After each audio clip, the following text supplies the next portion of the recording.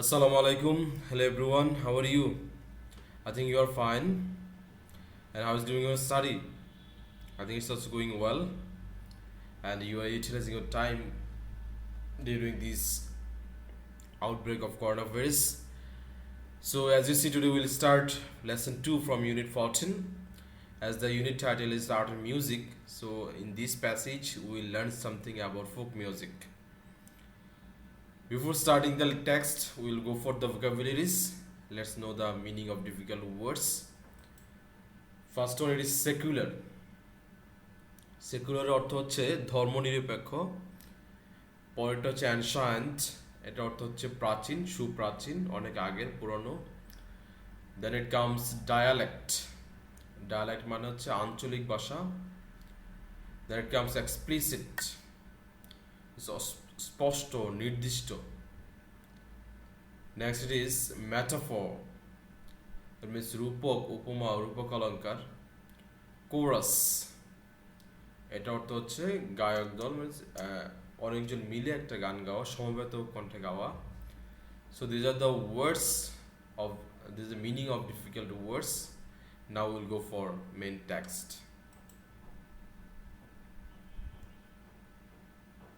So the text says folk music consists of songs and music of a community that are uninfluenced by any sophisticated musical rules or any standard music styles. তাহলে folk music হচ্ছে এমন একটা গানের ধারা, এমন একটা সম্প্রদায়ের সাথে, গানের সম্প্রদায়ের সাথে জড়িত, দ্যাট আর আনইনফ্লুয়েন্সড, যেটা প্রভাব মুক্ত by any sophisticated musical rules. তাহলে যে কোনো সঙ্গীতের যে কোনো নির্দিষ্ট ধারা থেকে অথবা নির্দিষ্ট স্টাইল থেকে এটা প্রভাব মুক্ত। Bangladesh has a heritage of rich folk music which includes both religious and secular songs. তাহলে বাংলাদেশের এরকম লোকসঙ্গীতের একটা সমৃদ্ধ ইতিহাস রয়েছে, যেটা একই সাথে ধর্মীয় এবং ধর্মনিরপেক্ষ গান দুইটাই অন্তর্ভুক্ত। Folk music may be described as that type of ancient music which springs from the heart of a community, based on the natural style of expression, uninfluenced by the rules of classical music and modern popular songs. তাহলে folk মিউজিকে কীভাবে describe করা যেতে পারে? Type of অ্যানশান্ট music, একটা প্রাচীন গানের ধারা, which springs from the heart of the community, যেটা একটা সম্প্রদায়ের গভীর থেকে উচ্চারিত, based on the natural style of expression, এবং যেটা তাদের সহজাত ভঙ্গির একটা প্রকাশ, uninfluenced by the rules of classical music and modern popular songs, এবং যেটা ক্লাসিক্যাল মিউজিক এবং অন্যান্য জনপ্রিয় গানের ধারার চাইতে প্রভাবমুক্ত। Any mood or form created by the combination of tone, voice, dance may be described as music. তাহলে যে কোনো একটা ধরন অথবা ফর্ম, যেটা সুর, কণ্ঠ অথবা নৃত্যের মাধ্যমে তৈরি করা হয়, সেটাকেই সঙ্গীত বলা যেতে পারে। Thus the combination of folk song, folk dance, folk tune may be called folk music.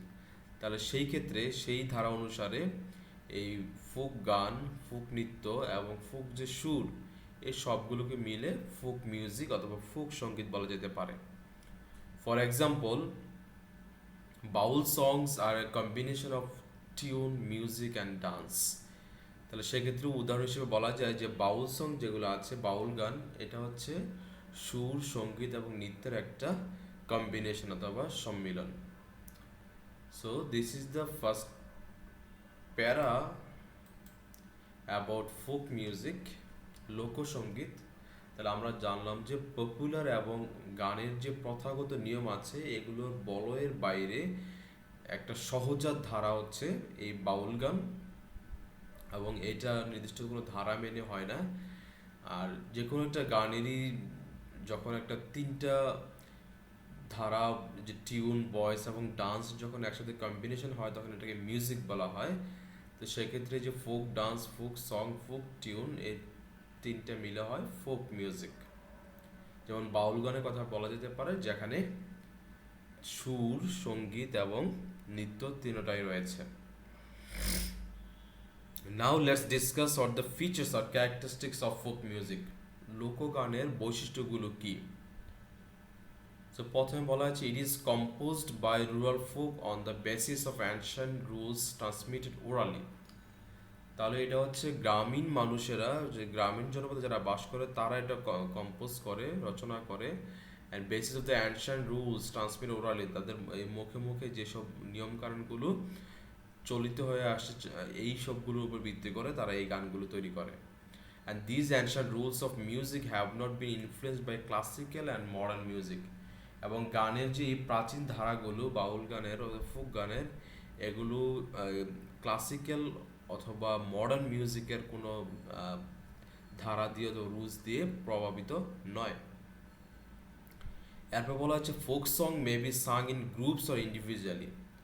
তো এই লোকসঙ্গীতগুলো দলগতভাবে অথবা এককভাবে দুইভাবে গাওয়া যেতে পারে। No regular practice is required for folk music. এবং ফোক মিউজিকের জন্য কোনো রেগুলার চর্চার প্রয়োজন নেই। It is compose and performed by illiterate and semi illiterate people. তো এটা রচনা করা হয় এবং পরিবেশিত অথবা পারফর্ম করা হয় অশিক্ষিত অথবা অর্ধশিক্ষিত লোকেদের মাধ্যমে। It is a spontaneous expression in any language, local dialect are simple tune.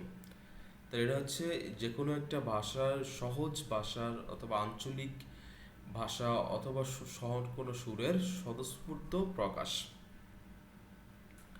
এরপর বলা হচ্ছে both words and tune are appealing. তো এখানে যে কথা এবং সুর দুইটাই আবেদন সারা জাগানো।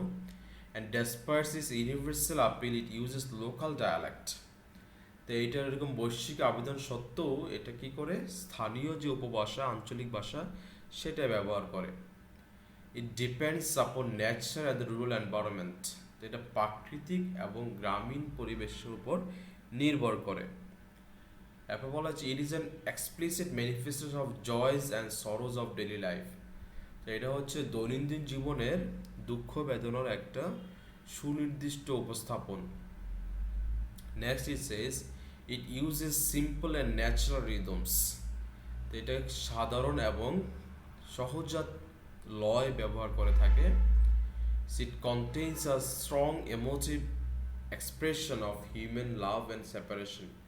তো এইটা মানুষের ভালোবাসা এবং বিচ্ছেদের একটা আবেগের ধরন প্রকাশ করে। So these are the first part for today's lecture. So what did we learn? First we learned actually what does folk music consist. So we came to know that folk music consists of songs and music of a community. Those are uh, beyond influence of any musical rules or a standard music style, and these are ancient music which comes from the heart of a community, যেটা একটা সম্প্রদায়ের অনেক দিনের চর্চার মধ্যে থেকে চলে আসছে। এবং এগুলোর গানের ধারাগুলো ক্লাসিক্যাল যে মিউজিক আছে অথবা জনপ্রিয় আধুনিক যে সংসগুলো আছে এগুলো থেকে আলাদা। এবং এখানে এই যে অন্যান্য সঙ্গীতের যে সংজ্ঞায় যেরকম বলা হয় যে তিনটা কম্বিনেশন, টিউন, ভয়েস, ডান্স, এখানেও এটা হয়ে থাকে folk song, folk dance, folk tune, আর এর ফলে এটাকে ফোক মিউজিক হিসাবে ট্যাগ করা হয়।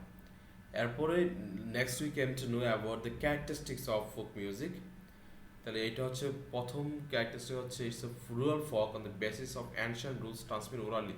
তাহলে এই গানের নিয়মগুলো যেটা ওরালি মৌখিকভাবে তাদের একটা ধারা অনুসারে চলে আসছে।